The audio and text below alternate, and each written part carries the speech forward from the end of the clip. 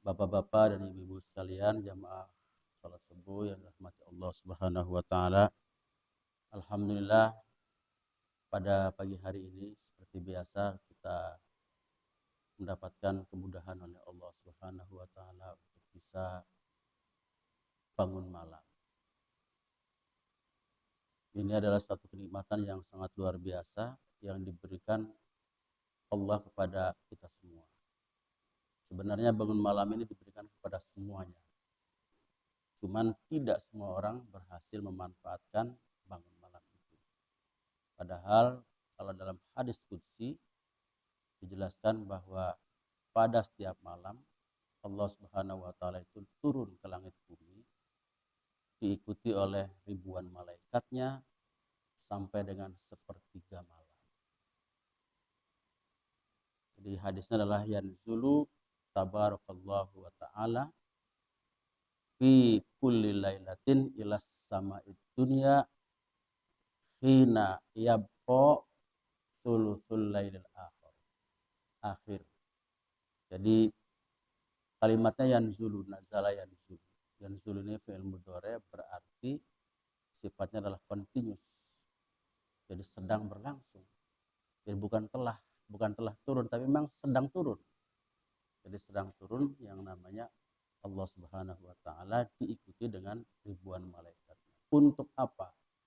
Untuk menyaksikan kita semua, masyhudun, menyaksikan aktivitas hambanya.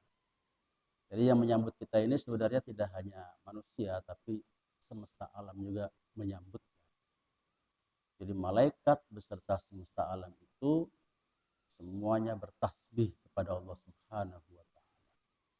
Jadi alangkah tidak eloknya pada saat Allah Subhanahu wa taala turun bersama ribuan malaikatnya, semua alam semesta ini menyambut, kita tidur dalam keadaan mendengkur. Itu kan nggak pantas. Ya. Jadi kalau kita semua yang hadir di sini nih, insya Allah orang-orang yang mendapatkan hidayah dari Allah Subhanahu wa taala berhasil memanfaatkan sepertiga malamnya untuk qiyamul lail, lalu disambung lagi dengan kajian. Dalam hadis yang lain dijelaskan lagi bahwa dalam suatu tempat di mana majelis itu kemudian di dalamnya dibacakan Al-Qur'an, maka Allah Subhanahu wa taala yang pertama akan menurunkan yang namanya as-sakinah, ketenangan untuk kita semuanya. Kemudian yang kedua adalah menurunkan rahmatnya, dan yang ketiganya adalah malaikat berada di atas kita ya, wa dzakarallaha, sambil menyebut-nyebut ya, memuji-muji kita semua yang ada di sini. Jadi insya Allah nanti kita akan mendapatkan pertama adalah as-sakinah, ketenangan. Yang keduanya adalah turunnya rahmat Allah Subhanahu wa taala. Kemudian malaikat menjaga kita semua. Kemudian wa dzakarallahu, dan Allah memberikan memuji-muji ya, atau mengingat-ingat atau menyebut-nyebut, Allah menyebut-nyebut kita itu sebagai hamba yang baik. Nah, inilah yang salah satu keuntungan dari kajian di waktu subuh.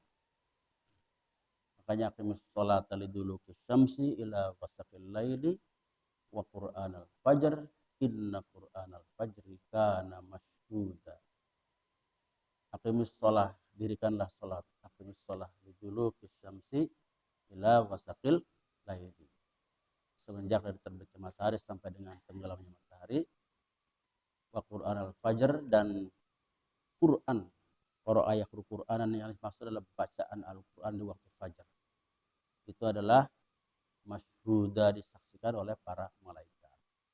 Jadi kalau kita kaitkan dengan hadis yang tadi dengan ayat ini, Al-Isra ayat 77, aqimus sholata liduluki syamsi ila wasaqil laili wa qur'anal fajr inna qur'anal fajri kana masyhuda.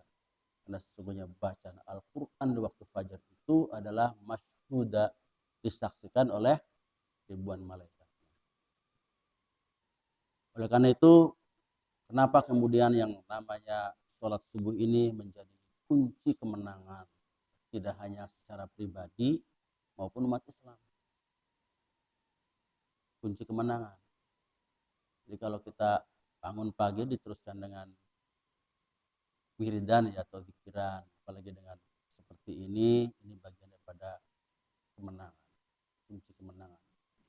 Yang ditakutkan oleh musuh-musuh Islam, terutama dari kalangan orang Yahudi dan Nasrani zaman dulu, dan juga mungkin sampai dengan sekarang adalah kalau sholat subuhnya kaum muslimin ini seperti hari raya.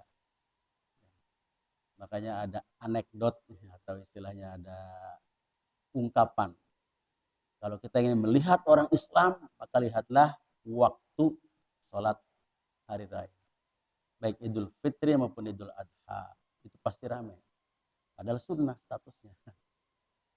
Tapi kalau kita ingin melihat orang yang beriman, maka lihatlah sholat subuhnya. Sekarang tinggal dihitung aja, kita ini sholat subuhnya ada berapa baris. Ya Alhamdulillah ya, kalau di Tanah Arum ini masih banyak. Dan yang adanya adalah orang-orang muda. Tapi di masjid-masjid yang lain, ya, yang adanya sudah tua, ya kan, dengan alunan yang sudah mulai terbata-bata dan batuk-batuk, barang dilihat sofnya nggak ada, paling hanya 2-3 orang ya, yang sholat. Nah inilah tantangan bagi kita semua, bapak-bapak ibu sekalian, bagaimana caranya terus-menerus agar mengajak anak, ya, diri kita, anak dan istri kita, ya, walaupun memang ibu-ibu tidak wajib sholatnya di masjid ya, tapi kalau mau bersama-sama di masjid tidak masalah, mubah. Tapi yang paling penting adalah bapak-bapak dan anak-anak kita harus kita ajak ke masjid ini. Karena orang yang sholat di masjid itu di samping memang keutamaannya 27 derajat adalah insya Allah bagian daripada orang yang mendapatkan naungan Allah SWT di yaumil akhir. Jadi bagian daripada rajulun qalbun yata'allaqu fil masajid. Mudah-mudahan kita termasuk itu. Jadi kalau hati kita ini ada kerinduan, pengennya ke masjid aja, sholatnya pengen di masjid. Kalau wiridan di masjid terasa nikmat gitu ya, terasa nyaman, enak, berlama-lama di sini. Insya Allah mudah-mudahan kita ini termasuk bagian daripada yang disebut oleh Rasulullah 7 orang yang dilindungi pada saat di padang mahsyar tidak ada yang bisa melindungi kecuali amal kita. Ya, kita akan bersama dengan pemimpin yang adil dan kita insya Allah termasuk bagian pada rajulun qalbun yata'allaqu fil masajid. Jadi itu dorong diri kita dan anak-anak kita supaya ramai ke sini. Ya, karena dari sisi anak-anak ini minim kecuali di malam Jumat. Malam Jumat banyak yang hadir. Tapi bukan remaja, anak-anak yang hadir. Enggak masalah. Ya. Nah, mudah-mudahan dari generasi anak-anak yang hadir di malam Jumat itu, ya walaupun tidak ada kajian yang khusus, hanya membaca Yasin, akan menjadi memori yang baik. Bahwa zaman dulu waktu saya kecil, pernah bersama-sama di masjid, baca Yasin bersama-sama dan makan bersama. Karena kenangan itu pasti semua orang mendapatkan itu ya Pak ya. Kita dulu zaman kecil saya yakin juga punya memori-memori di masjid. Nah harapannya begitu. Selanjutnya adalah pertama ingin mengupas dulu salah satu ayat dalam Al-Quran, dalam Quran surat Al-A'raf ayat 96. Allah berfirman, walau anna ahlal qura amanu wattaqaw la fatahna alaihim barakatim minas sama'i wal ard walakin kadzabu fa akhadnahum bima kanu yaksibun. Kata Allah, walau anna seandainya ahlal qura di suatu kampung, qura atau di suatu negara, Korea, amanu penduduknya beriman, wattaqaw kemudian bertakwa kepada Allah Subhanahu wa taala. Cirinya adalah senantiasa patuh atas perintahnya dan menjauhi dari segala larangannya.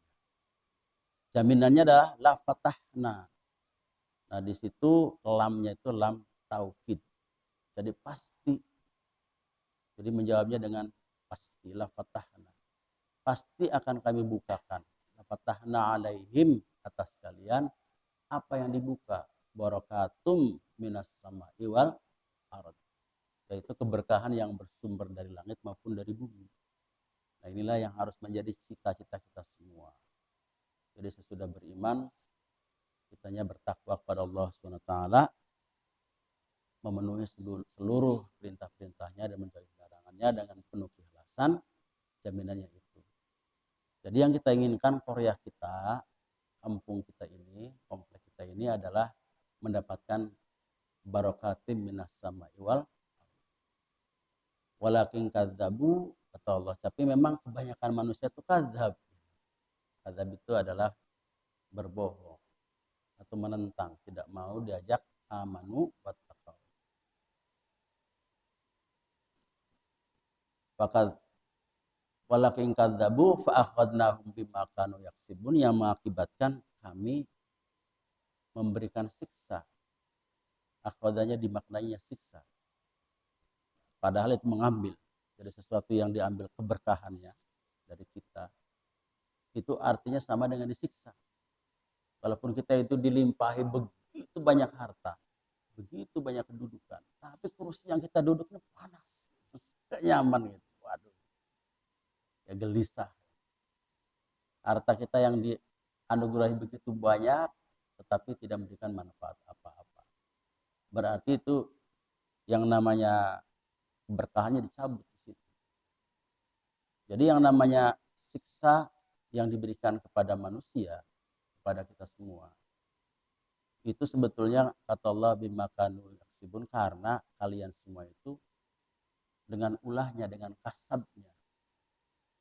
Jadi yang mengakibatkan datangnya siksa ini sebenarnya adalah kasab kita, usaha kita, ikhtiar kita. Nah, disinilah Bapak Ibu sekalian yang perlu kita renungi bersama. Jadi jangan sampai yang namanya kasab kita, usaha kita itu mengundang yang namanya siksa Allah Subhanahu wa taala, lalu kemudian dicabut keberkahannya. Jadi yang kita kejar adalah amanu wattaqau. Nah, oleh karena itu kenapa rahasianya kita mengadakan tradisi, mohon maaf ya, membaca Yasin di malam Jumat itu, sebenarnya salah satu yang ingin kita kejar adalah bagaimana di Sayyidul Ayyam itu memang disunahkan membaca Yasin atau surat Al-Kahfi atau surat-surat yang lain. Yang kedua, memperbanyak sholawat. Yang kita inginkan adalah apa? Yaitu barakah Allah Subhanahu wa ta'ala.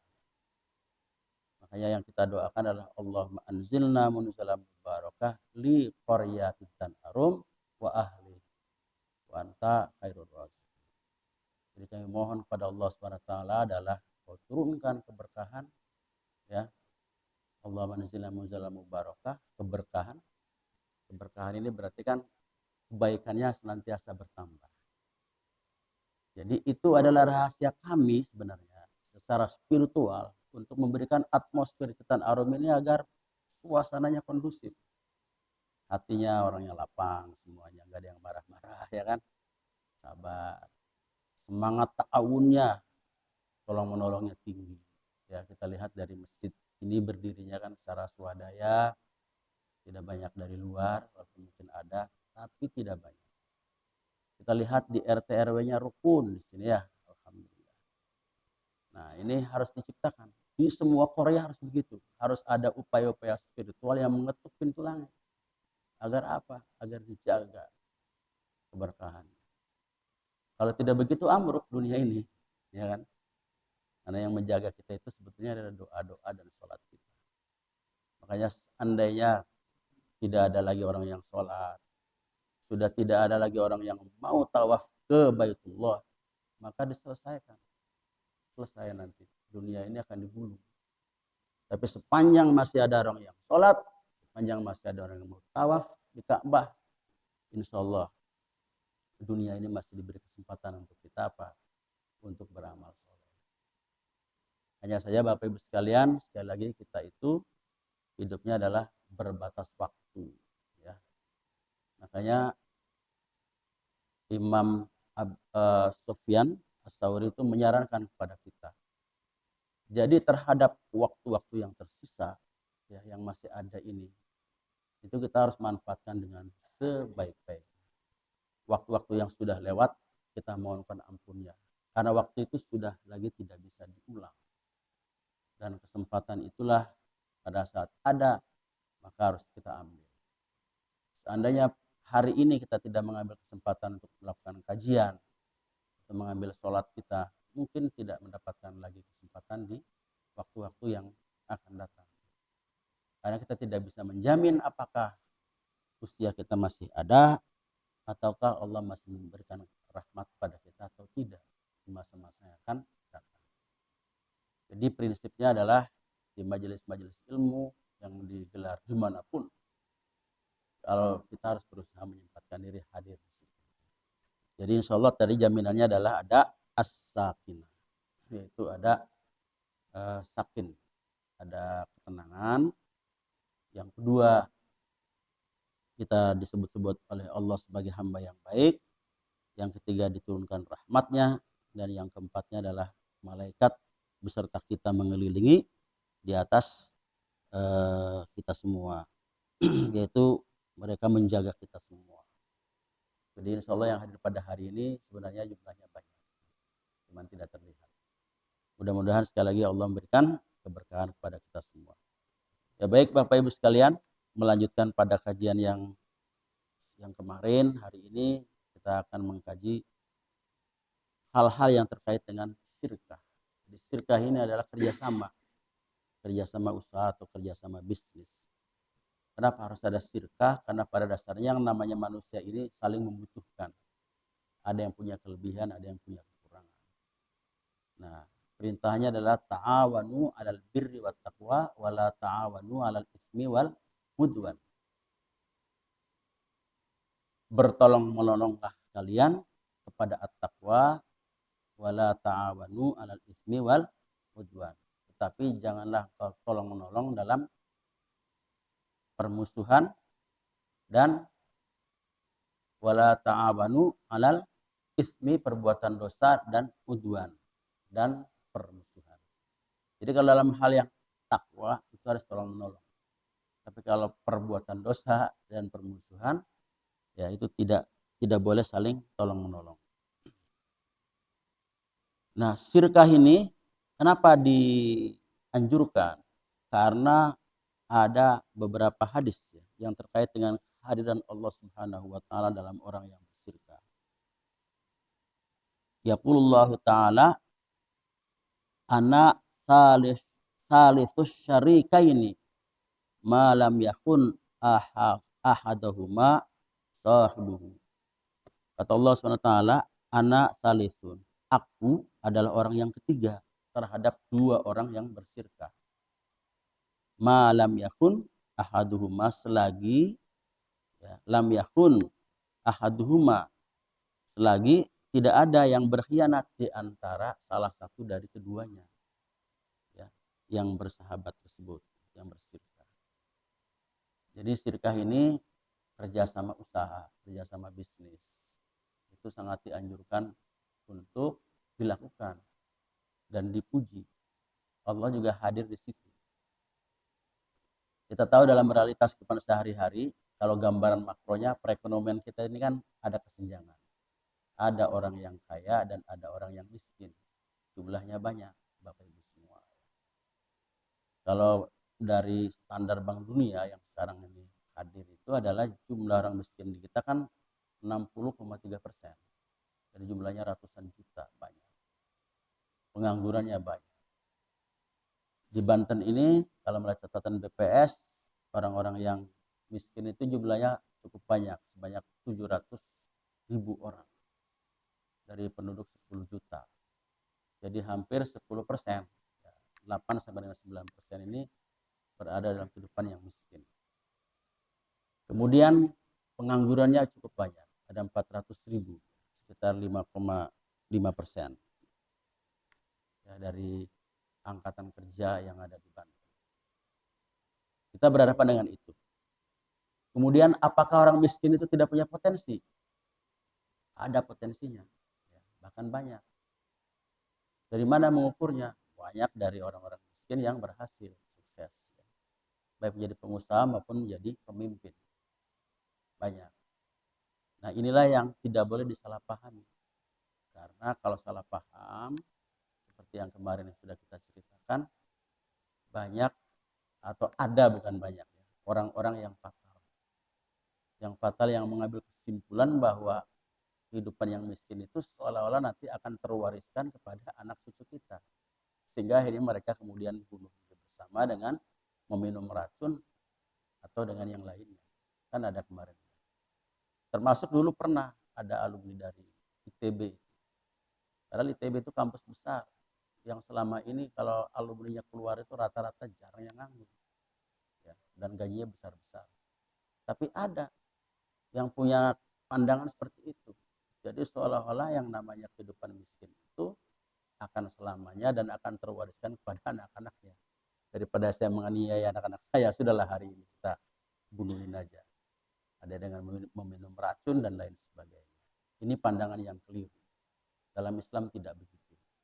Dalam Islam yang namanya kaya dan miskin itu bagian daripada nasib. Dan nasib itu bisa dirubah. Dalilnya adalah innallaha la yughayyiru ma biqaumin hatta yughayyiru ma bi anfusihim.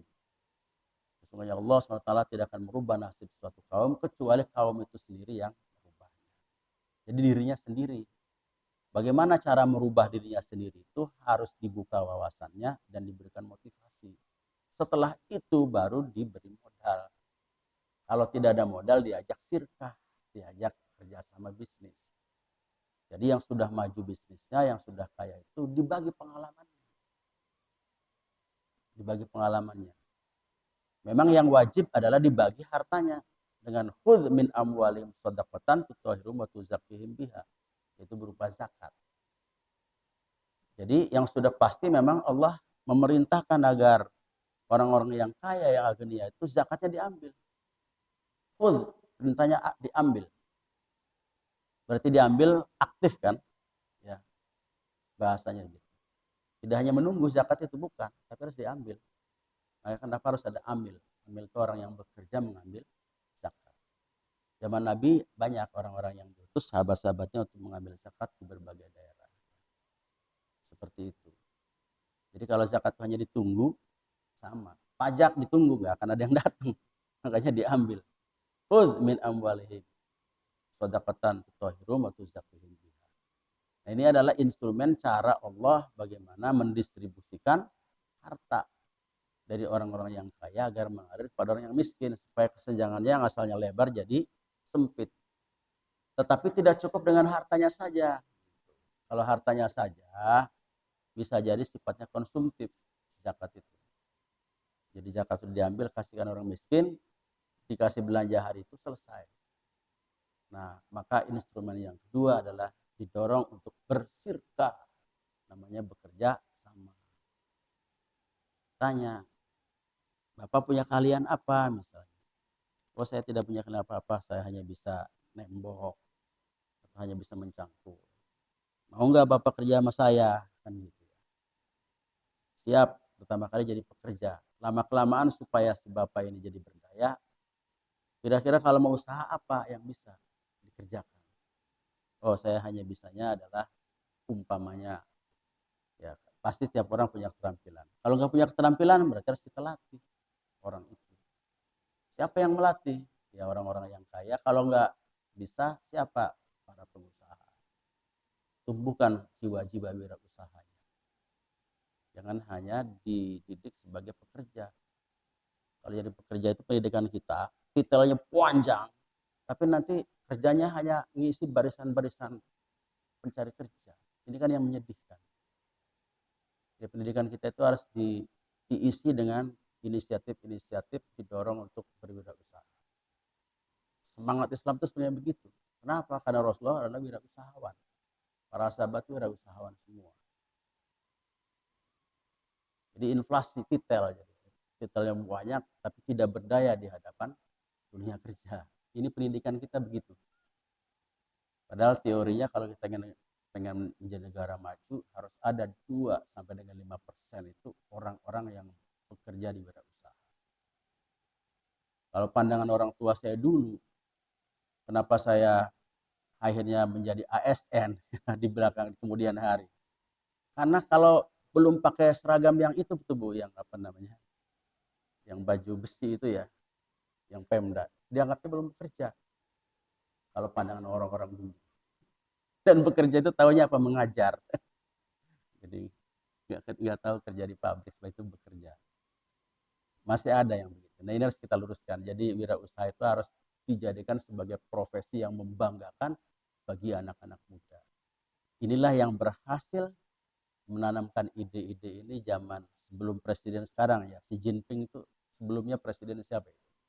Karena saya baca buku itu ketika saya jadi sekretaris di Komisi Ekonomi ya di Majelis Ulama Indonesia Provinsi Banten itu kasih buku Khairul Tanjung tentang ekonomi syariah. Saya baca itu salah satu kelebihan Cina bisa maju seperti ini ekonominya karena berhasil menghipnotis anak-anak mudanya yang tadinya jadi mental pekerja menjadi mental wirausaha dan difasilitasi negara. Jadi rumah tangga itu menjadi rumah-rumah produksi. Jadi hal-hal yang remeh-temeh itu yang kecil-kecil kayak baut-baut segala macam itu diproduksi bukan di perusahaan, tapi di rumah-rumah tangga. Termasuk tasbih, ya, kerjasama sama Timur Tengah, sejadah dan sebagainya itu mereka yang bikin. Didorong. Jadi pertama anak-anak doktrin tuh wirausaha terus fasilitasi dengan teknologinya, kasih modal, hasilnya ditampung. Kalau saya mengamati dunia pertanian ya, mohon maaf ya, saya bekerja di bidang itu. Berpuluh-puluh tahun pemerintah sudah hebat memberi benih, memberi pupuk, Pak. Tapi begitu panen diserahkan sama kapitalis, nggak berdaya. Ditekan harganya sejatuh-jatuhnya, mencret sampai petani-petani kita itu. Harga 6.500 misalnya pemerintah tetapin. Di lapangan digencet 55. Kalau nggak saya beli nggak akan yang bisa panen. Nggak berdaya. Jadi tanggung, membantunya tanggung. Produksi dibantu. Begitu pasar melimpah dibiarkan. Ya kau juga kan. Cobalah kita itu komprehensif berpikirnya. Komprehensif itu dari apa namanya hulu sampai hilir. Itu yang belum terjadi di Indonesia penanganannya. Kalau seandainya ini berhasil aja menangani hulu hilirnya atau hilirisasinya kuat dari sisi industri dan pasarnya kuat, insya Allah. Nah kembali kepada tema ini, jadi sirkah itu seperti itu sebetulnya, spiritnya adalah mengajak serta. Kalau setiap orang punya keinginan mengajak serta tetangganya, tapi yang wajib itu anfusakum wa ahlikum nar. Kita selamatkan dulu anak-anak kita, jangan sampai ada yang nganggur. Ponakan-ponakan kita selamatkan dulu. Gak punya ponakan karena jauh, tetangga-tetangga kita ada nggak yang nganggur hari ini? Ada nggak yang nggak makan hari ini? Tarik, diajak bersirkah. Paling tidak misalnya bisa nggak bersihkan selokan dan sebagainya. Atau kalau ada kebunnya bisa nggak kebun saya urusin. Silahkan tanam, kita bantu. Hasilnya kita bagi. Jadi kalau semua berpikirnya seperti itu, sebetulnya pengangguran nggak akan mudah, nggak akan susah diatasi. Cuman kadang-kadang memecahkan pengangguran rumit sekali gitu ya. Dengan banyak teori ini, teori itu, action di lapangannya hampir nggak ada. Padahal yang dibutuhkan adalah sederhana. Sirkah. Karena kata Allah, kami akan hadir di situ pada orang yang bersirkah. Udah dijamin sama Allah. Untuk apa? Untuk memberikan jaminan agar tidak khianat yang pertama kali. Yang keduanya adalah memberikan keberkahan. Nah, cuman ketika kita berkhianat terhadap salah satunya, Allah menarik diri. Nah, disitulah yang namanya keberkahannya ditarik. Ini kelemahannya. Kelemahan orang-orang bersirkah. Apakah sirkah itu? Yang pertama adalah yang bisa dikerjakan ada istilah sirkah inan. Nah, kalau sirkah inan itu artinya kerjasama modal. Jadi antara kedua belah pihak ini ada punya modal karena memang ini punya ada kemampuan.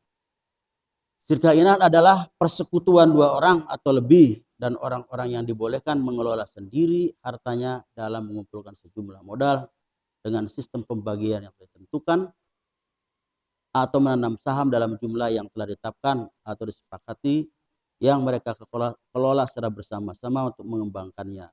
Kemudian keuntungannya dibagi di antara mereka menurut kesepakatan. Nah, jadi kalau sirkah inan begitu.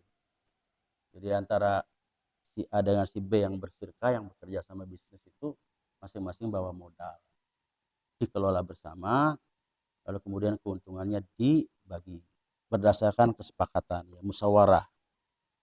Bisa juga yang paling mudah kan biasanya proporsional terhadap modalnya. Syarat-syaratnya supaya bisa sah hendaknya syirka dilakukan di antara orang-orang muslim, karena kalau muslim itu dapat dijamin keamanannya dari perbuatan-perbuatan yang sifatnya dosa. Karena beda kalau mereka kan tidak punya standar halal dan haram ya. Kalau kita punya. Jadi khawatirnya bisnisnya itu bukan pada bisnis yang halal. Yang iya, mereka bisnis yang haram. Misalnya ada yang kandungan alkohol dan lain sebagainya ya yang diharamkan.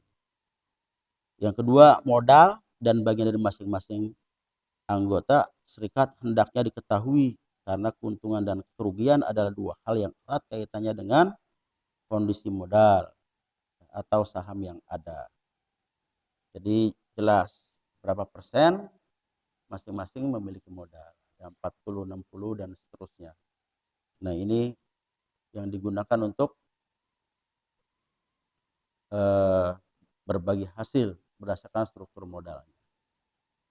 Yang ketiga, keuntungan yang didapatkan dibagi sesuai dengan saham atau modal yang ditanam oleh masing-masing anggota serikat, sehingga tidak boleh ya dikatakan keuntungan yang kita dapatkan dari kambing misalnya diperuntukkan bagi si fulan, sedangkan keuntungan yang lain pohon untuk si fulan lagi. Maksudnya apa ini? Maksudnya adalah tidak seperti itu ya, tidak di kotak-kotak. Jadi usahanya misalnya di bidang agribisnis yang mengelola soal kambing atau mengelola tanaman, yang diinginkan itu adalah semuanya digabung dulu baru kemudian dibagi. Modal yang ditanam harus berbentuk uang, dan orang yang memiliki suatu barang bermaksud menjadi anggota sebuah serikat hendaklah ia menaksir barangnya dengan uang. Jadi walaupun misalnya barang yang dimasukkan harus ditaksir dulu dengan uang. Ini mungkin untuk memudahkan ya dalam perhitungannya. Yang kelima, pekerjaannya diatur menurut jumlah saham bagaimana halnya keuntungan dan kerugiannya. Jadi bisa saja kalau yang sahamnya besar mungkin tanggung jawabnya lebih besar, bekerjanya lebih banyak. Yang keenam, jika salah seorang dari kedua orang yang berserikat meninggal, maka serikat dianggap batal. Begitu juga jika ia gila dan ahli waris dari anggota serikat yang meninggal atau wali dari anggota serikat yang gila berhak membatalkan atau menjatuhkan serikat itu. Jadi kalau salah satunya meninggal ya serikatnya dibatalkan dulu. Soalnya nanti mau dibikin akad ulang ya, berarti harus dengan ahli warisnya. Jadi dibatalkan dulu karena dulu akadnya dengan misalnya dengan bapak ibunya, setelah sirkah ini berakhir karena ada salah satu yang meninggal, maka dianggap selesai. Kalau mau lanjut misalnya dengan anaknya yang menggantikan ayahnya yang meninggal itu, maka dibikin namanya akad ulang. Berikutnya, kalau tadi modal dengan modal, ini sirkah namanya abdan. Abdan itu dari abdun. Abdun itu artinya adalah badan. Kalau tadi membawa modal, kalau ini nggak bawa modal, hanya tenaga aja. Masing-masing punya badan. Dalam badan ada akal dan pikirannya. Yang disirkahkan itu adalah itu kerjasamanya. Sirkah abdan adalah persekutuan dua orang atau lebih mengenai sesuatu yang hendak mereka usahakan dengan badan atau tenaga. Sebagai contoh, dua orang berserikat dalam memproduksi sesuatu atau menjahit pakaian atau mencuci dan lain-lain. Kemudian keuntungan yang diperoleh adalah dibagi dua di antara keduanya. Nah, kalau ini tenaga yang disirkahkan. Ya. Misalnya usaha laundry. Jadi yang kita kerjakan adalah badan. Kalau laundry kan relatif mungkin tidak banyak modal. Kalau yang manual, jadi tinggal kita modalnya paling air sama dengan deterjen, kemudian dikerjakan dengan badan kita. Atau juga bisa jadi sirkahnya yang digunakan adalah pikiran atau keahlian. Nah, itu yang biasanya dunia konsultan. Yang dijual adalah akal pikiran, konsep-konsep yang dikeluarkan, dipresentasikan, lalu kemudian diterima menjadi proyek pemerintah misalnya, dikerjakan oleh para tenaga ahli ini. Itu relatif tidak banyak menggunakan uang. Paling biaya presentasi doang sama bikin proposal, nggak banyak. Karena biasanya begitu proyeknya jalan dikasih 30% untuk modalnya oleh negara itu. Nanti ada presentasi lagi, bayar lagi 40%. Selesai presentasi akhir dibayar lagi lunas. Itu kalau konsultan sebenarnya nggak begitu banyak mengeluarkan uang. Nah itu sirkahnya adalah sirkah abdan kategorinya. Karena yang diikatkan adalah badan. Dalam hal ini adalah pikirannya. Kalau tadi tenaganya, kalau ini adalah pikirannya. Beberapa ketentuan hukumnya pertama masing-masing atau dari dua orang yang berserikat itu harus mencari upah dan mengambilnya. Yang kedua, jika salah seorang dari dua orang berserikat menderita sakit atau tidak dapat hadir karena udzur, maka keuntungan yang diperoleh sekutunya harus dibagi di antara keduanya. Yang ketiga, jika ketidakhadiran atau sakit yang diderita oleh salah seorang berlangsung dalam waktu yang sangat lama, maka sekutu yang lain yang sehat mencari orang lain untuk menggantikannya. Yang keempat, jika salah seorang dari dua orang yang bersekutu berhalangan hadir, maka yang satu lagi berhak untuk membatalkan serikat. Ya, kalau dua-duanya tidak hadir ya. Kalau dua orangnya misalnya dua-duanya menderita sakit, usahanya laundry mencuci, maka usianya kan tidak bisa diteruskan. Itu namanya sirkah abdan. Kemudian ada lagi istilahnya sirkah wujuh. Kerjasama seperti ini adalah persekutuan dua orang atau lebih dalam memperjualbelikan suatu barang dengan kedudukan atau jabatan. Dan keuntungan yang didapat harus dibagi di antara keduanya. Begitu juga halnya dalam kerugian. Jadi maksud dengan jabatan itu masing-masing punya posisi. Dia bersirkah di situ. Mengerjakan sesuatu. Kemudian keuntungannya seperti biasa dibagi berdasarkan kesepakatan. Yang terakhir namanya sirkah muwafadah, serikat dagang dengan hak serta kewajiban yang sama di antara anggotanya. Cakupan sirkah muwafadah lebih luas daripada sirkah inan, sirkah wujuh maupun sirkah abdan. Karena ia memberi kuasa atau kepercayaan penuh kepada masing-masing anggota serikat dari dua orang yang berserikat untuk melaksanakan berbagai macam aktivitas serikat. Baik yang berkaitan dengan modal atau yang berkaitan dengan badan. Kalau ini berarti campuran ya bentuknya. Sirkahnya ada gabungan. Bisa aja di situ ada modal, kemudian gabung juga ada inan. Itu namanya sirkah wujud.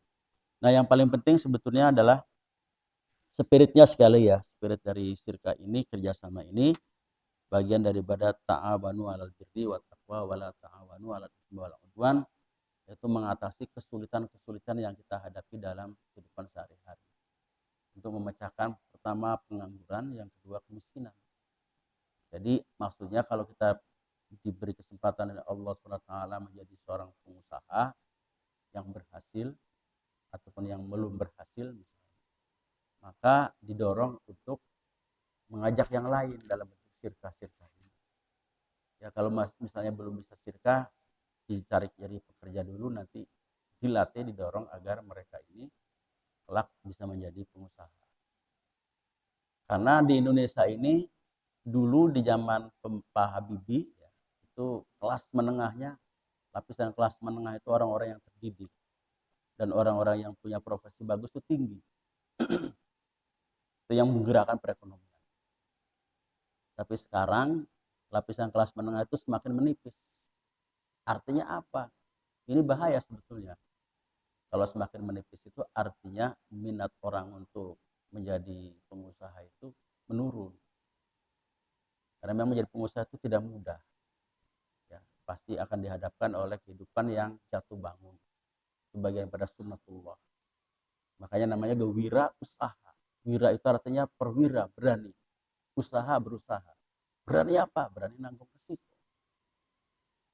Orang itu kalau diujinya dengan keuntungan, pasti itu nikmat. Tapi begitu menderita kerugian, waduh, jarang yang kuat. Tetapi kalau seorang wirausaha, pasti kuat. Makanya namanya juga wirausaha. Mental-mental ini yang harus ditumbuhkan di kalangan anak-anak muda kita, terutama anak-anak muda terdidik, agar tidak mudah menyerah. Kalau mudah menyerah, bahaya, tidak punya masa depan. Karena kehidupan ini pasti akan diuji oleh Allah Subhanahu wa Ta'ala. Manusia kalau diujinya dengan kemewahan, pasti tidak akan ada yang protes, ya Bu ya. Tapi kalau diujinya dengan kesengsaraan, banyak yang protes, nggak terima. Padahal dua-duanya ujian sebenarnya ya. Dikasih yang kaya juga ujian, dikasih kemiskinan juga ujian. Dan kaya dan miskin itu adalah bagian pada sunnatullah seperti roda berputar. Dan sekali lagi kemiskinan itu bukan takdir. Kemiskinan adalah nasib. Kalau yang wilayah takdir itu adalah kematian, rizki, kemudian apalagi kelahiran, tubuh kita seperti ini dan sebagainya. Sesuatu yang sifatnya given, ketetapan Allah, qada Allah. Terhadap qada Allah, Allah tidak akan meminta pertanggungjawaban. Tetapi yang diminta pertanggungjawaban oleh Allah adalah perbuatan kita, ikhtiar kita. Dan Allah sudah memberikan dua jalan. Ya. Fa'alhamaha fujuraha wa taqwa. Allah memberikan jalan yang takwa ke kanan ataukah jalan yang fujur. Bagaimana cara memilihnya? Menggunakan akal. Bagaimana akal kita menggunakan akalnya benar dalam memilih itu, maka akal ini harus diisi dengan yang namanya wahyu atau istilahnya maklumat sabiqah. Jadi kita ngaji, baca Quran dan sebagainya, kajian hari ini dalam rangka mengisi agar akal kita itu diisi dengan maklumat-maklumat, ya, pengetahuan-pengetahuan yang telah lalu. Karena inilah yang nanti akan membimbing akal kita ngambil keputusan apakah ke jalan yang kanan apa yang kiri. Kira-kira kalau Allah kemudian menghisab gitu Pak, adil nggak terhadap perbuatan kita ini? Karena Allah kasih jalan nih, ya, kasih jalan nih. Kamu mau pilih yang mana? Allah sudah sediakan. Ini kalau jalan ke surga begini, jalan ke neraka begini. SOP-nya sudah dikeluarkan. Ini Al-Quran, ada sunnah. Silahkan pilih, silahkan kaji, silahkan ambil. Kalau kita ngambilnya ke kiri misalnya, ya kan? Nah ini kan jalan yang tidak disukai. Kalau yang kanan jalan yang disukai. Seperti itu. Jadi karena kita diberi kekuasaan untuk bisa memilih, namanya khiyar. Ya. Nah, khiyar ini dalam bahasa usaha namanya kasab. Kasab. Ini yang akan diminta pertanggungjawaban. Itulah kenapa tadi dalam ayat yang terakhir itu fa'akhadnahum bima kanu yaksibun. Ya. Kadang-kadang ayat ini suka tertukar apakah yaksibun apa yakzibun membacanya ini. Kalau nggak cermat ini suka tertukar. Kata Allah fa'akhadnahum, maka kami siksa mereka itu atau kami ambil keberkahannya bima kanu yaksibun, ya, disebabkan karena perbuatan mereka. Nah, yaksibun kata orang tua dulu namanya kekasab gasire, ya kan? Orang serangnya begitu. Apa ngecedok di rumah baik. Artinya jangan hanya nganggur di rumah saja. Kasab itu usaha. Nah, usaha inilah, kasab inilah yang nanti akan dimintai pertanggungjawaban di hadapan Allah Subhanahu wa Ta'ala. Kasab itu bahasa Arabnya namanya al-af'al, perbuatan. Makanya kaidah usulnya al-af'al at-taqayyud bi hukmi syar'iyyah. Perbuatan itu, kasab kita ini baik dalam lapangan ibadah maupun lapangan muamalah, ya, dalam bab bersirkah ini harus terikat dengan hukum-hukum Allah Subhanahu wa Ta'ala. Namanya hukum syariah. Jadi al-af'al at-taqayyud bi hukmi syar'iyyah. Perbuatan itu harus senantiasa terikat dengan hukum syara. Jadi kalau orang Islam, Bapak Ibu sekalian, sebelum kita berbuat harus tahu dulu hukum syaranya. Termasuk kalau kita mau bersirkah. Makanya kenapa sebaiknya tidak bersirkah dengan orang-orang non-muslim. Karena khawatir bisnisnya itu. Kalaupun bersirkah, karena memang tidak ada larangan boleh, maka sebaiknya pengelolanya itu kita. Ya, kalau dalam sirkah mudorobah, Satu lagi nih, kalau mudharabah itu yang pihak yang pertama punya modal, pihak kedua ini pengelola. Nah, di mudharabah ini boleh kita bersyirkah dengan non muslim. Tapi disarankan yang non muslim itu yang punya modal aja, yang modalin orang non muslim, kita yang mengerjakan. Jadi tahu persis bahwa uang itu diputar dalam wilayah yang halal. Jangan sampai masuk perjudian, masuk prostitusi misalnya. Karena dalam pandangan orang-orang non muslim kan orang Amerika prostitusi disebutnya industri, Pak. Ya kan? Kan yang dulu namanya pelacur disebutnya. Sekarang dikasihnya pekerja. Pekerja seks komersial. Aduh, itu pandangan kapitalis begitu. Ya baik, Bapak Ibu sekalian, karena sudah dikasih warning, sekarang sudah jam 5.30, masih ada 10 menit lagi ya yang tersisa. Barangkali mau dimanfaatkan untuk diskusi, ada yang mau ditanyakan, ada yang mau menambahkan, ya silakan. Prinsipnya hari ini kita belajar syirkah itu adalah belajar untuk mengenal dunia kerjasama ya, dalam usaha. Tujuannya adalah sekali lagi ta'awanu 'alal birri wat taqwa wa la ta'awanu 'alal itsmi wal 'udwan. Seperti itu. Jadi saling tolong menolong. Saling tolong menolong. Kenapa? Karena setiap manusia ini punya keterbatasan. Oleh karena itu kita tidak boleh menghina profesi apapun, termasuk tukang sapu, tukang cuci piring.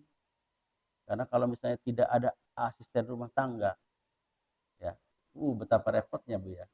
Saya tidak punya ART Bu. Istri saya setiap hari kerjanya menyetrika, tidak habis-habis. Segunung supaya, karena kalau mau dikulikan lagi tidak punya uang, saya kan akhirnya sudahlah Bu, bapak yang bagian nyapu, saya kan nyapu tiap hari. Halaman anak saya suruh nyapu dalamnya, ngepel dan sebagainya. Istri saya yang menyetrika gitu. Tetapi kalau misalnya kita punya uang kan bisa bersirkah ya. Jadi seperti itu. Jadi pada prinsipnya Allah sudah ciptakan yang namanya kehidupan kita ini saling melengkapi. Yang diminta adalah saling menghormati dan saling tolong menolong. Tidak boleh saling menghina. Karena kalau tidak ada tukang sampah, siapa mau narik-narik sampah kita, ya kan? Itu. Tidak ada, mohon maaf, seperti Mang Jasiman atau Mang Sibdi dan sebagainya. Ya. Kelasnya model-model begitu. Jadi semua ini Allah ciptakan berguna dan saling melengkapi. Itulah yang namanya ta'awun. Saling tolong menolong. Kalau dalam dunia bisnis namanya syirka. Syirka itu tidak hanya dengan uang saja. Kalau dengan uang namanya inan. Kalau tenaga dengan tenaga namanya badan. Kalau punya kedudukan namanya syirkanya wujud. Kalau gabungan ya, syirkanya adalah syirka muafid. Kalau salah seorang punya modal, satunya lagi tidak punya modal, namanya mudharabah. Kalau misalnya kita tugasnya hanya membelikan lalu mengambil keuntungan, namanya samsaro. Samsara itu broker, perantara. Boleh, halal, tidak apa-apa. Tolong jualkan tanah saya, nanti saya kasih komisi 5% atau 2,5%. Kayak perusahaan-perusahaan yang nempel-nempelin itu tuh, biasanya di rumah dijual, hubungin era nomor sekian, nomornya itu tuh perusahaan-perusahaan broker.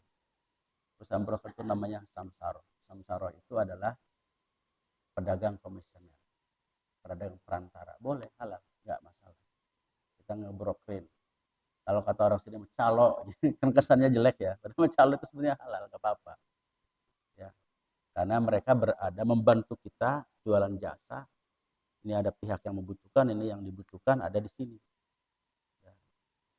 Misalnya perusahaan pengerah tenaga kerja luar negeri. Kalau nggak ada PJTKI, gimana siapa yang ngurus? Pemerintah kan terbatas. Boleh nggak jadi PJTKI, jadi calo? Ya boleh, nggak apa-apa. Yang penting yang dipekerjakannya di pekerjaan yang halal. Jangan masuk ke dalam dunia prostitusi misalnya. Waduh, kita kebagian dosa kalau di situ ya.